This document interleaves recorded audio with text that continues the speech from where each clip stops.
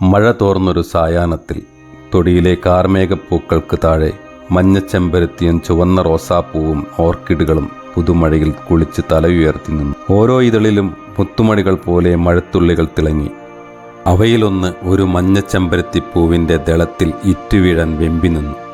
അത് വെറുമൊരു മഴത്തുള്ളിയായിരുന്നില്ല, പ്രണയം തുളുമ്പി നിന്ന ഒരു ഹൃദയമായിരുന്നു അത്. ആ പൂവിൽ പറ്റിപ്പിടിച്ച് അതിൻ്റെ സുഗന്ധം ആവാഹിച്ച് നിറങ്ങളിൽ ലയിച്ച് ഒരുപാട് നേരം അതിങ്ങനെ കാത്തിരുന്നു. ഓരോ നിമിഷവും ആ പൂവിൻ്റെ ഭാഗമായി മാറുകയായിരുന്നു ആ തുള്ളി. ഇലകളിൽ നിന്നും മടർന്നു വീഴുന്ന മറ്റു തുള്ളികളെ നോക്കി അത് പുഞ്ചിരിച്ചു. തനിക്ക് സ്വന്തമായൊരു ലോകം, പ്രിയപ്പെട്ട ഒരു പൂവ്, അങ്ങനെയായിരുന്നു അതിൻ്റെ സന്തോഷം.